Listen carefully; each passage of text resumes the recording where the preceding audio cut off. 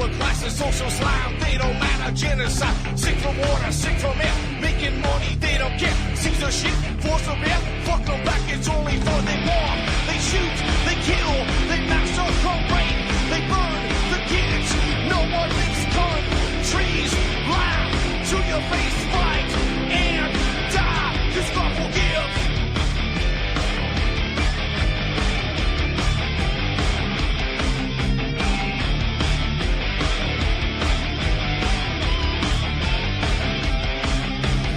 Selling lies and buying time, killing people next in line. Lower class and social side, they don't matter, genocide. Sick from water, sick from air. Making money, they don't care. See their shit, force a bear. Fuck them back, that's only fair. They bomb, they shoot, they kill, they massacre, rape. They burn the kids. No one makes gun. Trees, lie to your face, fight and die. Cause God forgives. Yeah. Coming back around again.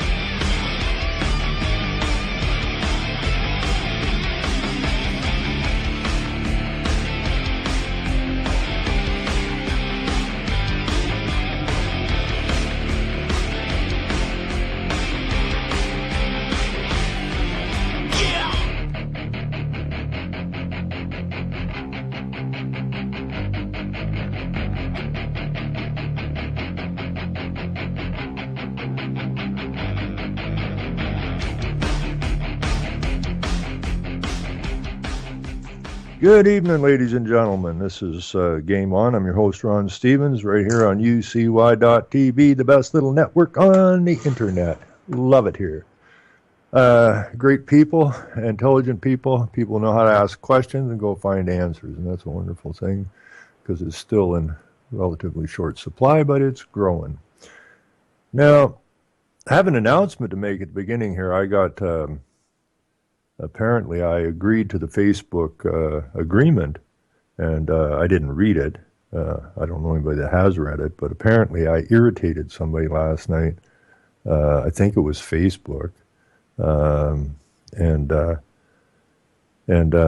I seem to have had my some of my privileges suspended. Apparently, I can't share my posts with anybody. I can share them with myself all I want, but I can't seemingly share them with anybody else. So I don't know how long these suspensions last.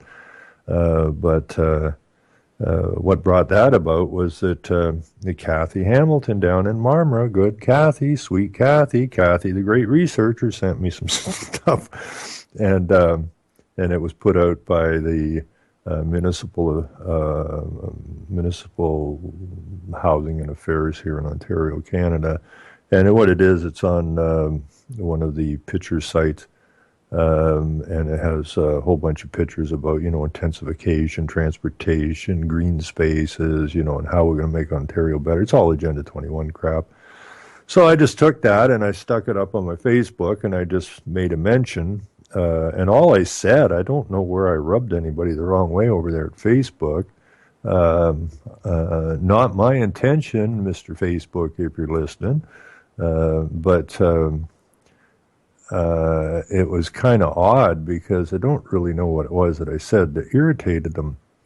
I got better things to do. I just post stuff. But all I put here was the pictures, and all I said was Agenda 21, your future planned by the UN International Crime Syndicate. Their plans being implemented by your elected officials and promoted by the politicians, media, teachers, preachers, etc., which is a total breach of trust. And I said, time we all stand, say no and mean it. I also said I didn't see any chemtrails in the pics. And I found that rather odd because there's a ton of pictures on this thing. And it all has beautiful blue skies with fluffy white clouds, something we remember, maybe not the little kids remember, because it's been a while since we had that kind of sky. So, I said, didn't see any chemtrails in the pictures. Wonder why that is. Oh, yeah, chemtrails like Agenda 21 is a conspiracy theory. And then I put 2016 as pushback time. Folks, and I got a note from D. Light, who actually listens to the show here, and she wondered what it was I was posting because she said it's disappearing as fast as it hits. And I was having a conversation. I'd posted it into another site, into another Facebook, and I was having quite a wonderful conversation with a gentleman out of Montreal, Quebec.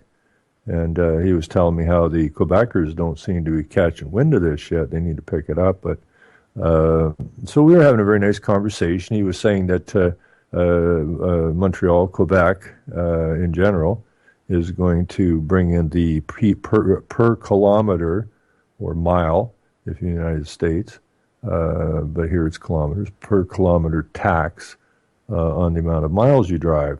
So you'll just automatically deduct it, I guess, from your account on a tax per mile or kilometer driven, and a few other things that are going on, and that's all part and parcel. Read that in the documents many years ago, the plans, and that's why I always tell people go to Rockefeller Foundation or go to the United Nations and grab whatever subject you're interested in and go check it out. You'll find the documents. And Montreal, you can't build a new house and put a wood-burning fireplace or a wood stove in it because, of course, that causes CO2 emissions. So, Quebec, Montreal in particular, is really bringing a hammer down on people.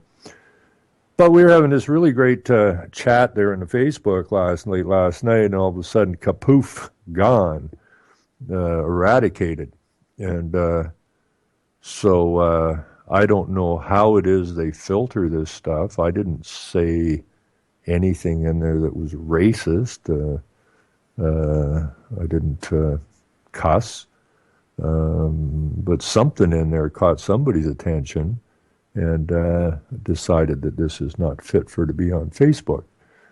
So I don't know. We'll just wait and see how long it is till I get my privilege back.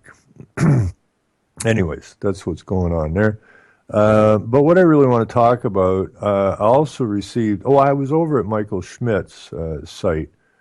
I don't know, it was yesterday or the day before, and I found a story that was posted on his site, on his Facebook, that I have followed for quite some time now, probably not long after it started for this gentleman, and it's Mark Baker out of Michigan, and I think his YouTube is called Baker's Green Acres. I think that's what it's called, and I would encourage everybody to go there. Hopefully it's still up, and I would encourage everybody to go there and go through some of the videos, and there are many, many, many videos there. The gentleman, Mark, he kept a very detailed video archive of what's going on over the years at his farm. Anyways, generally, I mean, he has chickens, but generally it was the pigs that was causing him the most problems. And so he's an organic farmer, and we've heard so many stories about organic farmers getting raided by the different agencies. And so his problem really started with the pigs, and they were calling them feral pigs. Now his pigs are outside pigs, except in the coldest of winters. So these are natural pigs. This is what pigs do. They root around in the dirt. Pigs are not supposed to be stuck in small cages and force-fed and vaccinated and full of drugs that make them gain weight fast or make the meat more lean, and so on and so forth. These are just natural piggies. Then they go out and root around the dirt and they eat grass and whatever else, and when they're ready for market, to go to market. Now he's getting a top price for these things because the meat's a lot better and it ain't poisoned. And so they want to shut them down and everybody else. So they said that, if the pigs escape the compound or the barnyard and get loose, they'll go out in the forest and out in the wild, and they'll become feral. And well, they'll just destroy everything out there. And Michigan is a huge state. It's mostly a rural state. And but a couple of these pigs are going to cause complete and total chaos in Michigan. So, Mark says, we don't lose pigs, and so on and so forth. And they were shutting these guys down. And what I found really ludicrous when I first got looking at this, and I hope people will go to his YouTube site and check this out, because what the problem was they gave him a paper of what constitute a feral pig, and that is any pig that has sharp, pointy ears, or rounded top ears, or erect ears, or floppy ears, or smiles at you on a Tuesday afternoon, or has a curly tail, or has a short tail, or has a long tail, or has a straight tail. And basically was a page and a half or 2 pages of description which described anything that anybody could call a pig. So it doesn't matter what you had, it would fall in there. So again, it's not about these raids and this harassment that these poor farmers put up with as they try to grow you healthy food. It's just this ongoing thing that takes place over and over and over and over again. But Mark decided he would stand up and push back a little bit, and that was his problem, I guess. He wouldn't lay down. Didn't make any sense to him. So after a long time and many court cases and whatnot, and it's really unfortunate because he's been at this for a few years, and he has. I will put the link in here. There's a couple of videos on this, but I still invite everybody to go to YouTube. Probably a link to his YouTube off one of these videos that's posted in this story. In the end, the last video he made, which I think was the 28th of December, was a decision to put the farm up for sale. They're getting nervous. He's getting nervous for his wife and kids and for their safety. And this is not from thugs, not from banditos, but from the government, those who are supposed to be looking out for your best interest. I think one of the things that really screwed him up was, it didn't screw him up, but it really, I think, made him think, was that he, so I forget how that story goes. So somebody was supposed to be dropping something off at the farm or something, and the family was gone at the time. And when the gentleman came in to deliver whatever, they found DNR agents there snooping through his buildings and that. And they didn't even come down the driveway. What they did was they came in through the back of the property on snowmobiles and snooping around.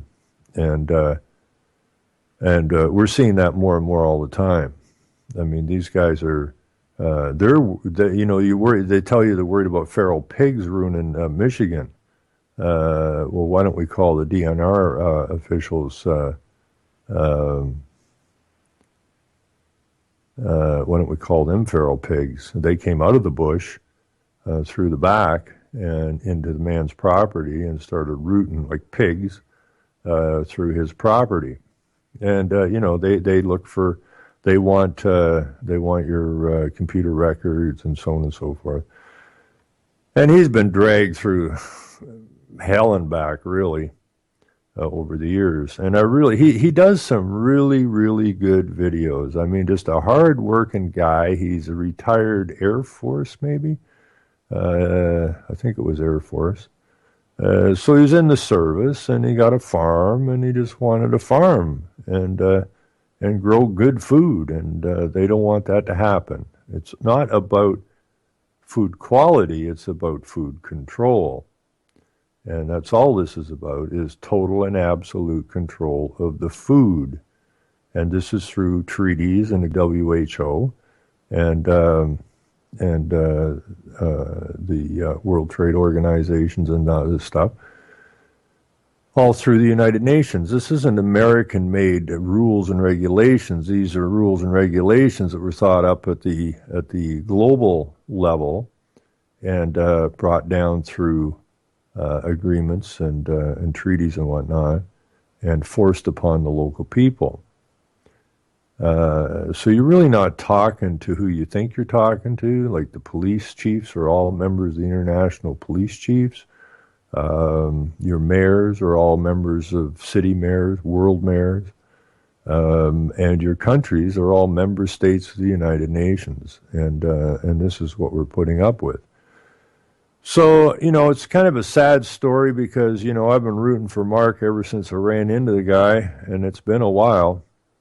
And it's sad to see him to just call it a day. And that's unfortunate. It's truly unfortunate that more people didn't get what he was up to. But with the media and that, it's very difficult for a gentleman like Mark to get the message out.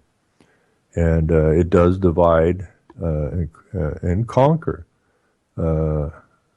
rural areas. And that's unfortunate. But he hasn't caused anybody any harm, never hurt anybody. And in the end, after several years of fighting with these guys, and their tactics that they throw at the family, Mark, I guess, has decided that it's better for the health of his family to move on and get rid of the farm. Doesn't want to get rid of the farm. Just feels that this is something that needs to take place at this time. So that's a really sad story. And I did get that off of Michael Schmidt's site here in Ontario. And Michael's been at this scrap for 21 years. And hasn't given up the fight yet. And has been intimidated, jailed on numerous occasions, dragged through courts, expenses like you wouldn't believe. But they just march forward. They just hold their heads up and keep moving. And I'm proud of what Mark did. I am absolutely proud of what he and his family put up with. No family should have to put up with this. This is like bully land, if you will, and the kids are all taught and we're all told nobody likes a bully.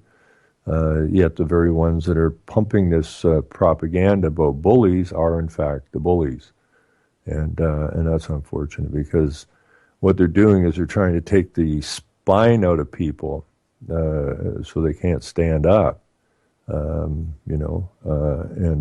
Anyway, so that's that. He did everything he could do, and I keep saying I'm really proud of him. And you can relate this story of Mark Baker to what's going on in what went on with the Bundys, what went on with the Hammonds, and numerous unmentioned families throughout the countries. It goes on a daily basis. And these are really agents of the United Nations. That's who they are. They're global agents. They are pushing a global agenda on the local people and pretending that they, in fact, that this is a local ordinance or a state ordinance or this or that. These things are all directives coming out of the globalist halls of power, if you will, and being drifted down on the good people of these lands. And it needs to be outed. It needs to be stopped. So, I really got to shake my head about what's going on up there in Oregon. I get what these guys are attempting to do. I get that. But if you're trying to, it's been a long haul for a lot of people trying to wake people up to the realities of what it is we live under. the tyranny, and it can only be described as tyranny. And I've seen some really bad videos come out of the Oregon situation. I haven't had a lot of chance to look at them all, but tried to look at a variety of them. And I see some really good stuff, and I see some really sad stuff, and I see some really pathetic stuff. And some of this stuff, I'd like to go and smack whoever made them up the back of the head and tell them to smarten up. But this is another opportunity for the tyranny to continue to divide and conquer, and we really can't let that happen. So it doesn't matter what you think of the Bundys. I've heard all kinds of stories, and it doesn't matter what you care about the Hammonds, or whether the Hammonds are for or against what took place up in Oregon when the Patriots took over the building. It really doesn't matter. The one thing I saw that was hopeful was that I saw the sheriff there. And again, I don't know if he's just playing good cop, because you always have the good cop, bad cop, just like the left, right in politics. So it's difficult to say, how sincere the gentleman was. But he assured the reporters there, or the ones filming, that there was no recourse really going to be taken. It wouldn't make any sense to go in there. Basically, just let them have the building. What the hell?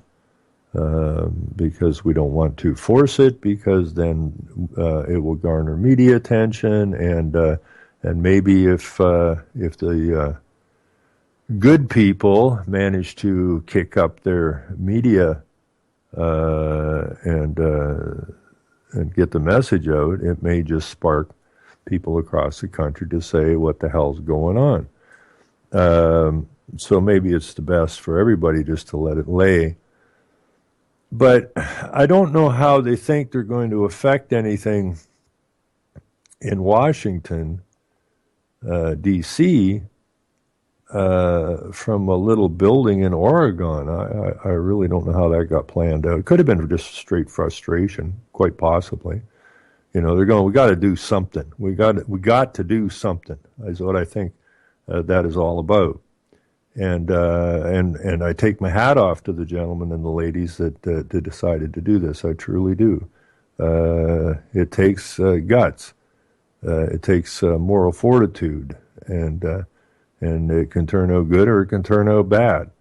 And let's hope it turns out to be absolutely nonviolent. Nobody gets hurt on either side, and that it can resolve itself. But the problem remains this entity called D.C.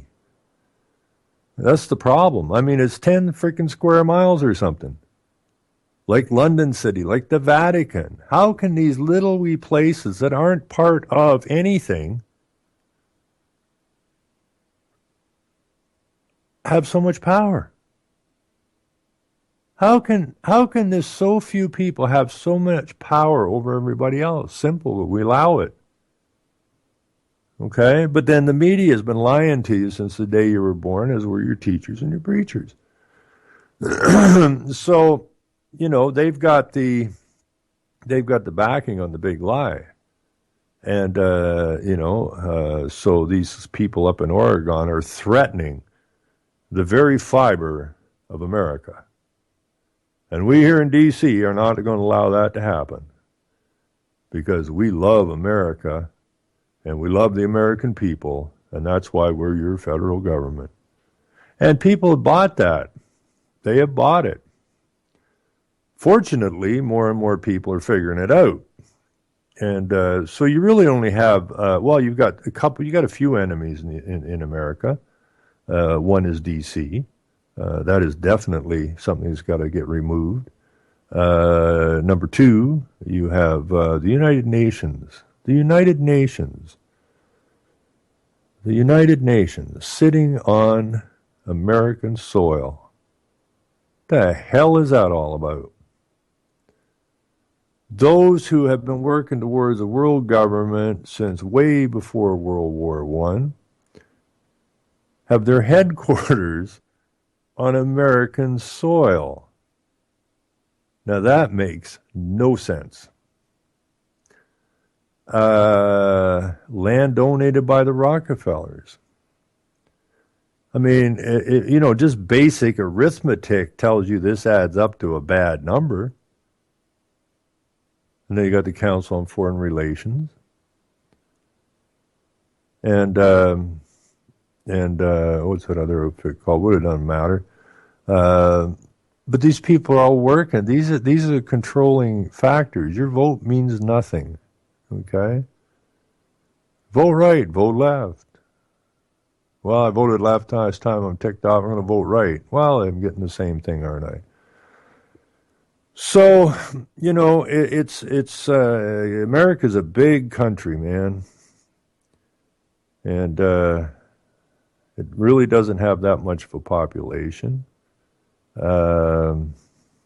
It's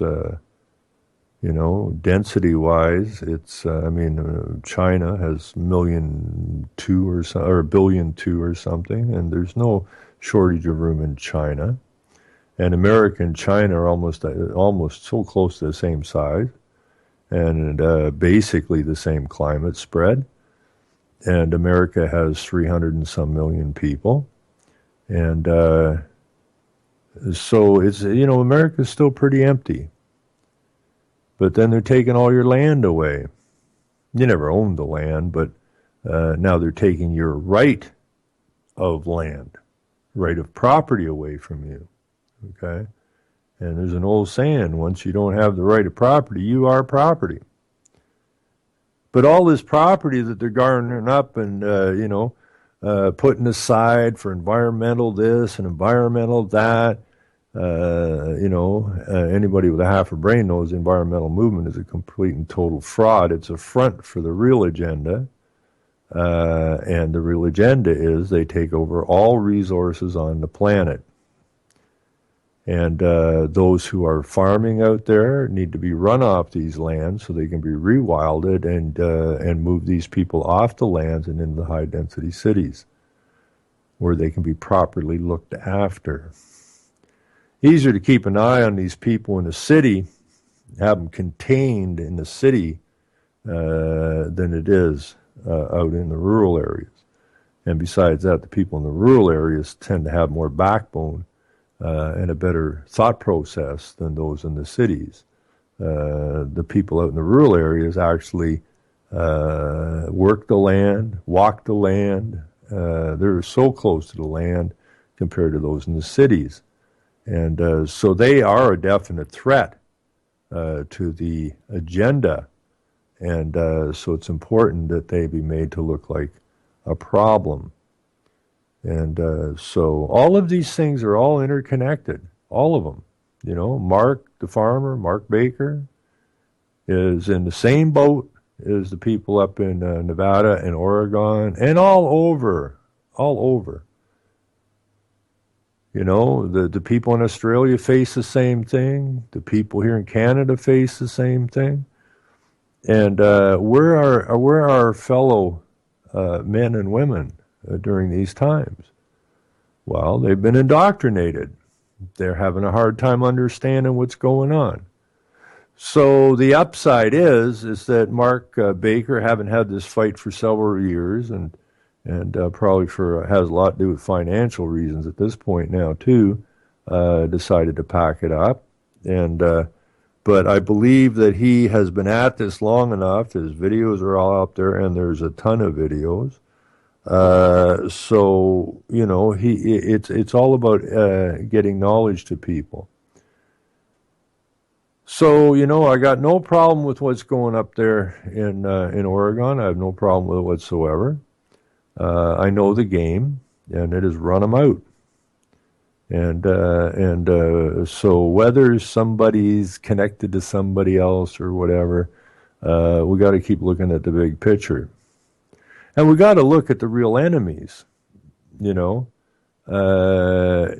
the real enemy the BLM guys and gals that work there? Not really. I think for the most part, they don't even have a clue what they're even doing. They're just told to do it. They do it. And that's sad. That part of it saddens me because how could you do this to your fellow man or woman? And they said, well, that's just my job. I'm not like that after work. They use those excuses. This is just my job. Well, want me to come burn your house down or burn your field down or kill your animals? You like me to do that to you? You know, we got to keep talking to these people. And I think that's what they're trying to do in Oregon. I think they're just trying to show people that there's a problem and get people to understand there's a problem. If you don't understand there's a problem, well, you're not going to be very interested in fixing the problem.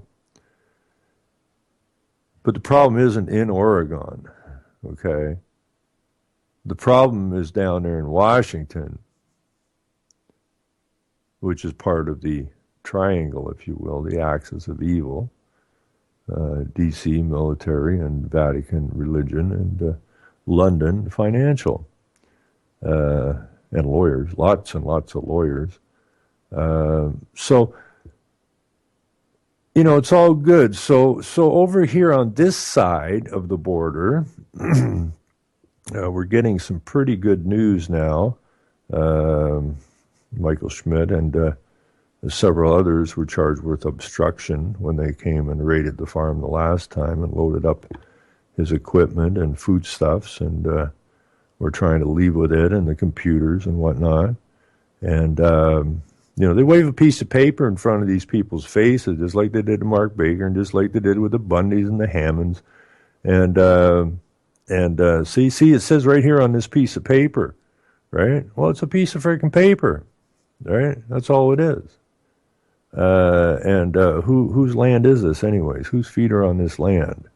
But anyways, they backed them down and same, you know, I've told you the story. They just put some tractors or whatever. Somebody did put a tractor and wagons and that across the laneways so they couldn't get out with the stolen goods, and ended up the police had to unload and the agents had to unload the truck before they were allowed to leave. Nobody had a gun. We're in Canada, right? We don't really have the patriot movement or the militia movement. We should have. We could have cleaned this up years ago, but we don't. Canadians got suckered into handing over their guns. And if you're an American, I'm not advocating anybody go shooting at anybody, but I'm also advocating you do not give up your guns. I heard that little black guy with the funny big ears there. What's his name? You know what I'm talking about, that guy who pretends to be the president. What's the name? Obama. Serrato. Barry. A whole bunch of different names for this guy. But one thing he should not be called is the President of the United States, because he's not. He's the CEO of a corporation called the United States of America, or the United States, which is only in D.C. So he's not your president, okay? He's the head of the federal government, but he ain't your president, that's for damn sure. Nor is any other president's been your president. They're all CEOs of the corporation. And you know that because he has executive order. Well, the president doesn't have executive order. They put that in a long time ago. What was that, during a war or something? Specifically so that the CEO could override the lower houses. Well, that doesn't make that a republic. Certainly doesn't make it anything other than a dictatorship. You got a king sitting there in D.C. and push comes to shove, he can use the royal prerogative and put his stamp and make any cockamamie order he wants because he's playing king. So I heard that he is. I haven't seen it. I haven't read anything about it yet. I just saw this go by late last night that apparently he has put in an executive order or something, or declared an executive order about gun confiscation. Well, now I'm sure there's hundreds of thousands, if not millions of Americans right now going, oh my, well, what now? That's an executive order, we have to obey it. I think Harry Truman, wasn't it? Was it Truman? No, it wasn't Truman. I don't know all your presidents, but whoever it was that ordered the gold confiscation, that just give us your gold, and now just give us your guns because we said so. And it says right here on a piece of paper. See, it's a fancy piece of paper and there's a signature on it, so you just have to do what you're told. I don't think that kind of crap's got a hope in hell happening anymore. I really don't, and I hope not. And we're just going to stand firm and say no, and we're going to mean it. And we're going to push them off our lands, all of them. No reason there's unemployment. I mean, look around America, look around Canada, look around Australia, look around Britain. Okay, look at the number of homeless people on your streets. It's growing every day. How is that even possible? How is that possible? Some of the richest nations on the planet. And we have homeless and hungry and underhoused and people who can't get to a doctor and so on and so forth. It's all about control. It's all it's ever been about is control. And I think people they're getting tired of being controlled. Now, when years ago, they were under the control of the state and the federal governments, but they were playing, the role of benevolent leaders and parties, and people got soft. They really did get soft. We're going to give you this, we're going to give you that, we're going to take from these and give to you, and all this kind of stuff. Hell, you didn't have to think. But that was all about getting you softened up. So when they come and pull the trigger, not the physical trigger, but the trigger that's going to take away your belongings, your livelihoods, and so on and so forth, that you're not in a position mentally to stand up to it. We basically we're like pigs at the trough, or my cats. My cat comes in and stares at the dish, and I put food in it. He's all happy. Doesn't know where the food came from. Doesn't really have anything vested in it. He didn't have to go catch it or nothing. And but he's pretty happy about that. It's a pretty soft life. And, you do that long enough. You take a kitten and you do that to it from the time it's born, and then when it's an adult, you throw it out in the real world, it's going to have a very, very, very tough time getting along because it doesn't know how to operate in the real world. And so that's what they've done. They've softened us up and brought us into the fictional world, and most people don't have any idea what reality even is anymore. Reality is Oregon. What's going on there with the Hammonds, the miners? Reality is what's going on in Vegas. Reality is what happened in Waco. These are realities. These aren't fictions, right? And what happened down here in Michigan to Mark and his farm, and what they've been doing to Michael Schmidt over here in Ontario, and so on and so forth. So these are things that just have been going on now for a long time. Like I said, Michael's been fighting this for 21 years. That's a long, long time. And but he's still standing fast. And we got some good news out of these last charges that came, because one of the gentlemen that was charged, I was just off the phone with him before I come on air, and he brought private prosecution against 2 police officers who assaulted him while they were arresting him. And it's very difficult to get private prosecution going because the Crown jumps into it and takes it over. But he's managed to move this thing forward in pretty rapid time. And now he have the head of the police are calling and asking if maybe we could sit down and just work out a deal, maybe some kind of a settlement out of court, because as the head of the police from the London area told the gentleman, these officers are very nervous about possibly losing their jobs. Well, they deserve to lose their freaking jobs. So the head of the police is saying, if we could all just get together and sit down and hammer this out, we could probably come to a settlement that's agreeable to everyone, and get this the hell out of the spotlight of going to court. Well, thanks to the gentleman, he said, there ain't no hope that's going to happen. And so they've tried all kinds of tactics to move it to different places where he would lose control of it, of the prosecution. And he's been standing his ground. He ain't getting hoodwinked. And I got to take my hat off to him. And then the police went and phoned the reporter, one of the reporters that was at the farm who had shot some film there, and the police phoned demanding the film now that these charges have been laid against the police. And demanding that the reporter turn over the video to the police.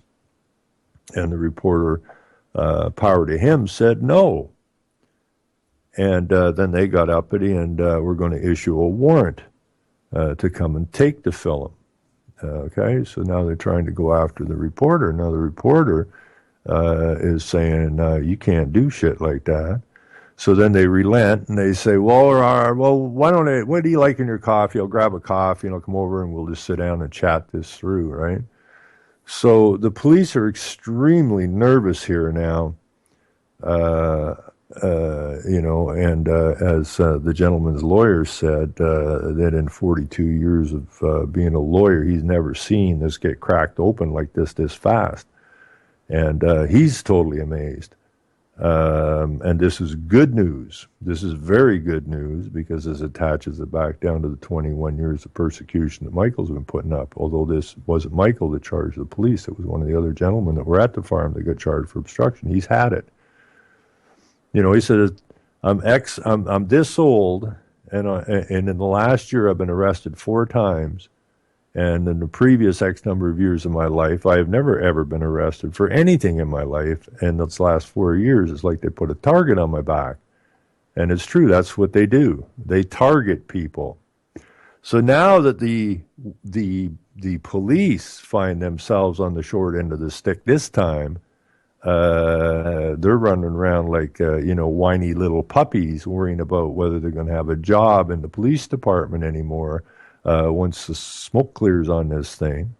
My attitude is you don't deserve to have a job. I mean, these are really cushy jobs. I don't know what a policeman gets paid in the United States or any other country, but here in Ontario, your average constable's pulling a check, if not at the 100,000 mark, very, very close to it. And if they have extra duties, they'll pull in over $100,000, no sweat. For what? Driving around in the car and abusing people and, giving people unnecessary tickets and this, that, and the other thing. So it's nice to see the police nervous now. It's really nice to see them shook up.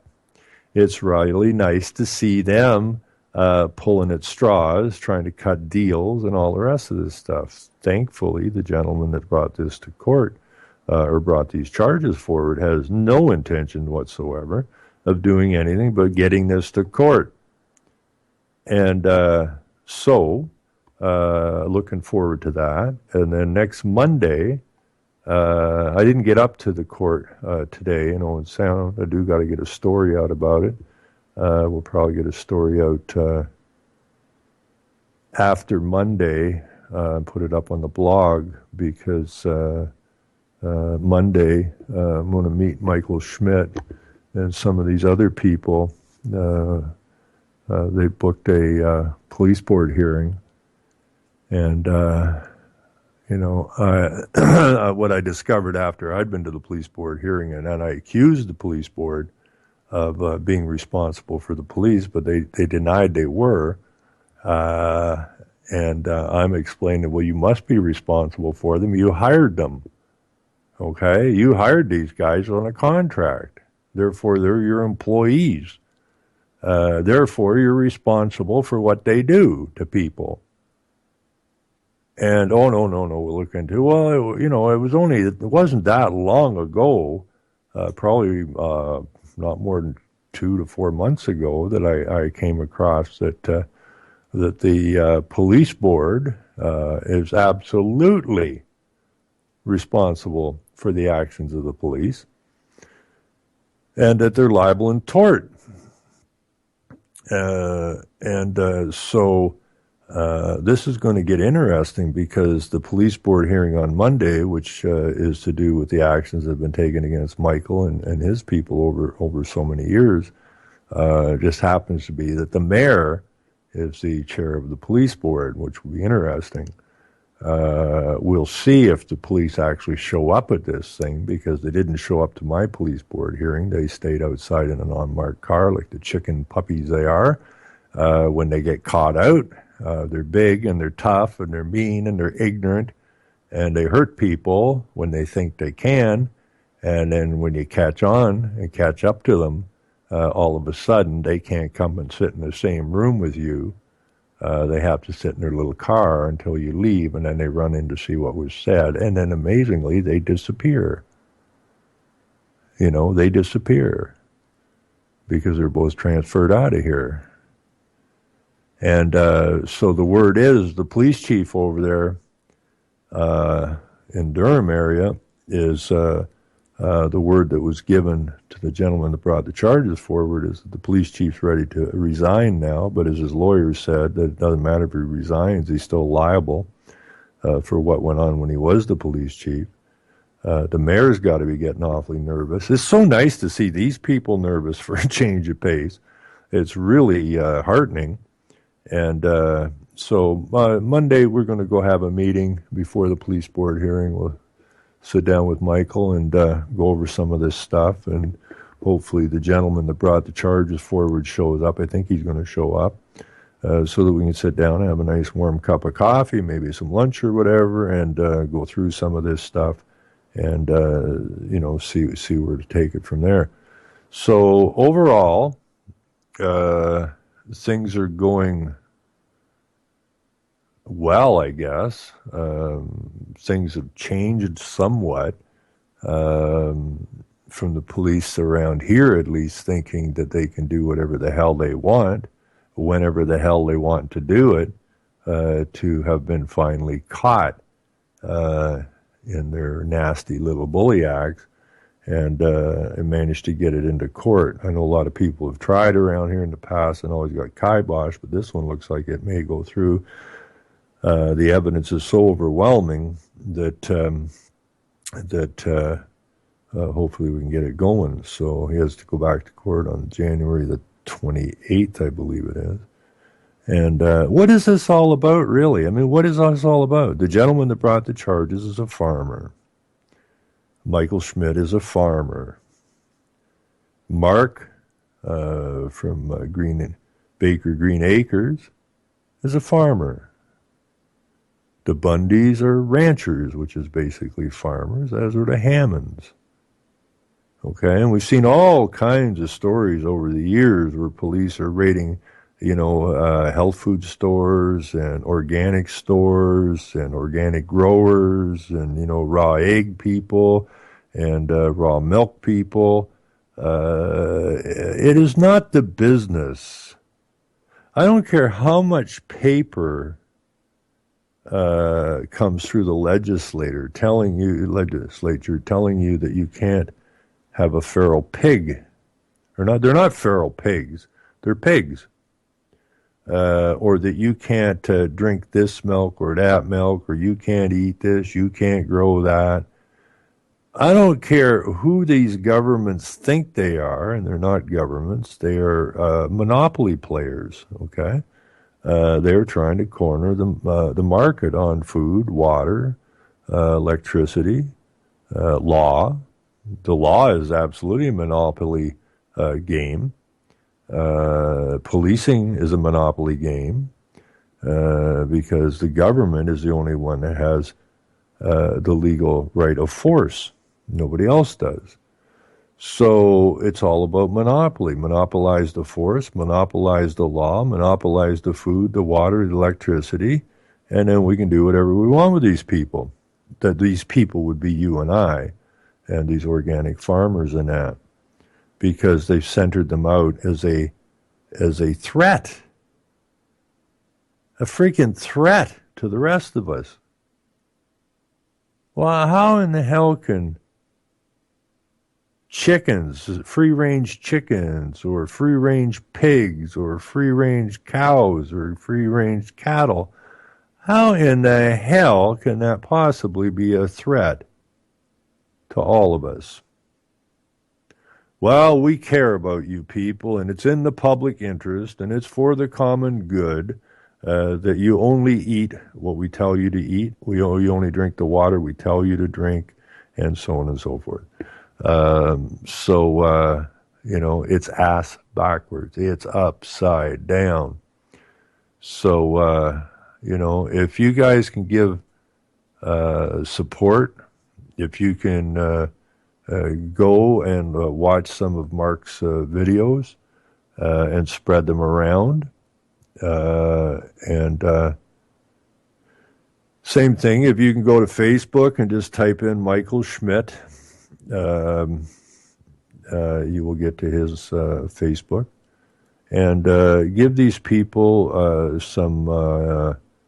if you have extra money left over at the end of the month that you don't know what to do with, send it to one of these groups of people. Or you could just spread the message and give them some spiritual support, which I'm sure they would greatly appreciate. We're not, I don't want it to sound like a UN dude, but we're in this together. There's no ifs, ands, or buts about it. And at the end of this game, either we will have control of our food and our water and our lands, or they will have us wrapped into a position where the only way out, we're going to have to start shooting. Well, unfortunately, we're outgunned.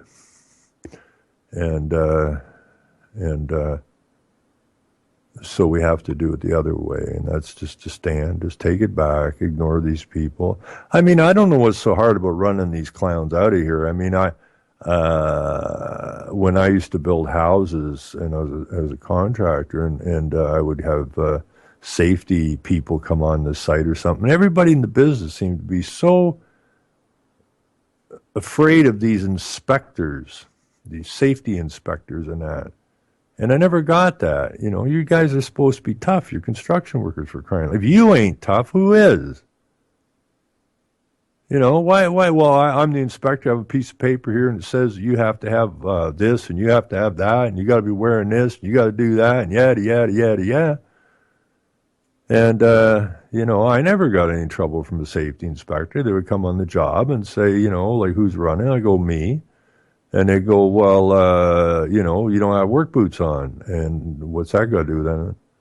Well, it says here you have to wear work boots. Who says? It says. Well, okay, you're not wearing a hard hat. No, I'm not. Depends what I'm doing. Okay, if I'm working somewhere where stuff's going to fall on my head, I'll probably put a hard hat on. If I'm not, I won't. Okay?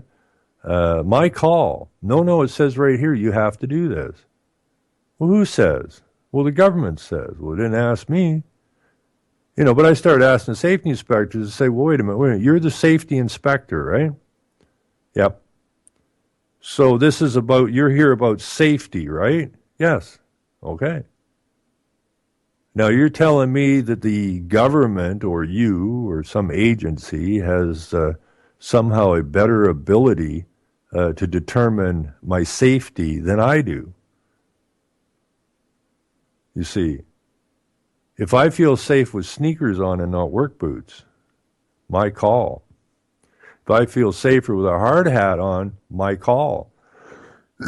Because I can determine that if I wear the work boots, because they're not as flexible, they don't have good as grip, they're not as agile as a pair of sneakers. And I take full responsibility. If something comes down and crushes my toes, my problem. Maybe I should have been wearing safety boots that day. But it's my call, not your call. Well, we shut the job site down. Well, you just go ahead and try it. Let's get at it. Let's get to court. Come on. And hey, come on. I don't back down. Come on. You're threatening me. Let's go. Let's get it on. I'm not threatening to hit the guy, but you're threatening me. So you want me to bow to you with some ridiculous piece of paper determining my safety for me. And, I never had a problem with safety inspectors. They always left, probably scratching their head, going, well, that ain't the way that's supposed to work out. But these aren't real bright people. They just doing my job, Well, take your job and shove it because it's interfering with my job. And I never really had any problem with any of these guys. And so, I don't know. We're almost out of time here, but it actually hurts me to see that Mark over there in Michigan has decided to fold his enterprise. Anybody that works farms, you work hard. I mean, you have to be dedicated to it. And he was definitely dedicated to it, and he was definitely producing good, healthy food. And just that constant grind, you got the whole federal government basically against you. And the state ain't helping you out nowhere. The state is doing most of his pounding, but direct through international means or arm. And, it's a lot of work. It's a lot of trouble to fight these guys all the time. If they don't get you this way, they try to get you that way. If they can't do you this way, then they try to do you financially. If they can't do you financially, they try to intimidate you and your family. This is your government speaking? This is your government? Your government would do this to one of your fellow men and women? How could that possibly be a government? Okay, how could that possibly be a government? How is it this gentleman growing pigs and chickens has his life destroyed, yet we have no problem pushing through the latest Monsanto program? Right? How is that even possible? Because it's about monopoly. Just like the Rockefellers pulled the monopoly on oil, it's no different. He did that through intimidation, backdoor deals, and so on and so forth. And got himself into a position where that they could give the money or give the land to donate the land for the building of the UN headquarters and put it right on American soil. And then turn around in his book and basically say, me and my family have been accused of being internationalists and that. Well, if that's, I stand accused and I'm proud of it.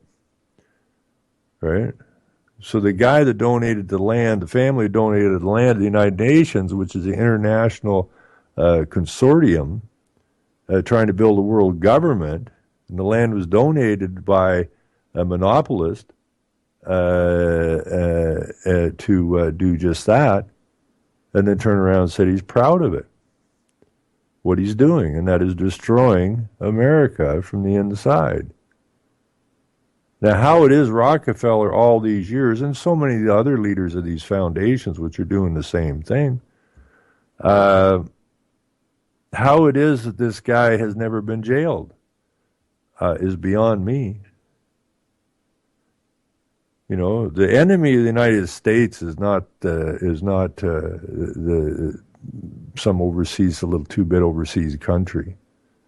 The enemy of America is outfits like the United Nations and outfits like the federal government.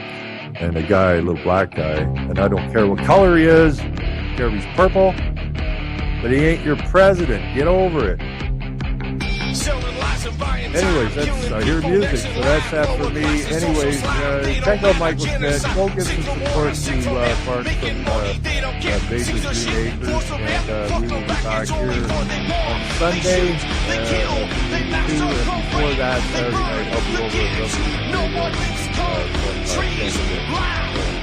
everybody keep talking, teaching, and shining the light. We're going to straighten this out yet. Hopefully, have a good night. I am